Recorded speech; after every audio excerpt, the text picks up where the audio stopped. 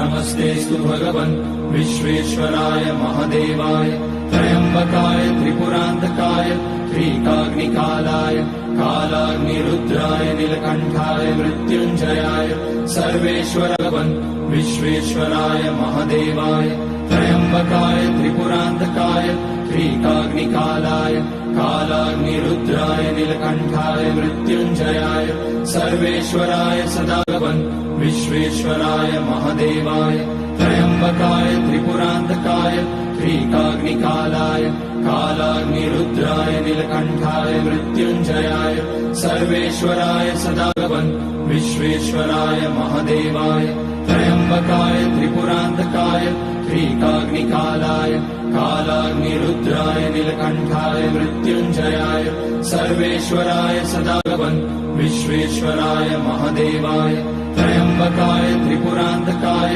त्रिकाग्निकालाय कालाग्निरुद्राय नीलकण्ठाय मृत्युञ्जयाय सर्वेश्वराय सदा भगवन् विश्वेश्वराय महादेवाय त्र्यम्बकाय त्रिपुरान्तकाय त्रिकाग्निकालाय कालाग्निरुद्राय नीलकण्ठाय मृत्युञ्जयाय सर्वेश्वराय सदा भगवन् विश्वेश्वराय महादेवाय त्र्यम्बकाय त्रिपुरान्तकाय त्रिकाग्निकालाय कालाग्निरुद्राय नीलकण्ठाय मृत्युञ्जयाय सर्वेश्वराय सदा